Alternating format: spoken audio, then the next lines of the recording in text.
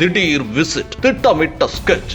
Macron வந்ததும் உலக அரசியல் மாறியதும் ஆயுத சந்தையில் ஒரு மாஸ்டர் ஸ்ட்ரோக். பிரெஞ்சு அதிபர் இமானுவேல் மேக்ரான் இந்தியாவிற்கு வருகை தந்து மும்பையின் வீதிகளில் ஜாக்கிங் செய்து டிஜிட்டல் இந்தியாவின் அடையாளமான தேநீர் அருந்தி UPI மூலம் பணம் செலுத்தி மகிழ்ந்த காட்சிகளை நாம் அனைவரும் வியப்புடன் பார்த்தோம். ஆனால் இந்த எளிமையான சந்திப்புகளுக்கு பின்னால் உலக அரசியலை அதிர வைக்கும் ஒரு மிகப்பெரிய ஜியோபாலிட்டிக்ஸ் சதுரங்கம் ஒளிந்திருக்கிறது. தற்போது ஐரோப்பாவிற்கும் அமெரிக்காவிற்கும் இடையே நிலவும் நீண்டகால பனிப்போர் இன்று நேற்றல்ல. குறிப்பாக அமெரிக்காவின் F-35 போர் விமானத்தின் சோர்ஸ் கோட் ரகசியங்களை ஐரோப்பிய நாடுகளுக்கு வழங்க அமெரிக்கா மறுத்ததிலிருந்து இந்த மோதல் அடுத்த கட்டத்தை எட்டியுள்ளது. இதன் விளைவாக ஐரோப்பிய நாடுகள் தங்களின் தற்காப்பு தேவைகளுக்காக சொந்தமாக அடுத்த தலைமுறை போர் விமானங்களை தயாரிக்க திட்டமிட்டன.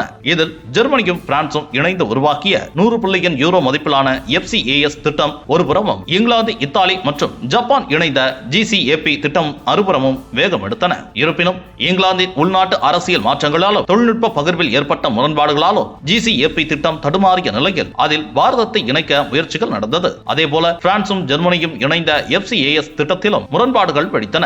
6ஆம் தலைமுறை போர் விமானத்தில் அணு ஆயுதங்களை சுமந்து செல்லும் வசதி மற்றும் கப்பல்களில் தரையிறங்கும் நுட்பம் வேண்டும் என்பதில் பிரான்ஸ் உறுதியாக இருந்தது. ஆனால் ஜெர்மனி இதற்கு முட்டுக்கட்டை போட்டதோடு செலவை பிரான்ஸ் ஏற்க வேண்டும், ஆனால் அதிகாரம் சமமாக இருக்க வேண்டும் என அடம் பிடித்தது. இந்த சூழலில்தான் ரஷ்யாவின் Su-57 திட்டத்தில் ஏற்பட்ட கசப்பான அனுபவங்களுக்கு பிறகு இந்தியா தனது சுயசார்பு கொள்கையில் மிக தீவிரமாக உழைத்து வருகிறது. ஜப்பானின் அழைப்பை இந்தியா மறுத்ததற்கு காரணமும் வெறும் முதலீட்டாளராக மட்டுமே இருக்க விருப்பம் இல்லாததும் தொழில்நுட்ப மாற்றத்தை இங்கிலாந்து ஏற்காததுமே ஆகும். இப்போது ஆட்டம் இந்தியாவின் பக்கம் திரும்பியுள்ளது.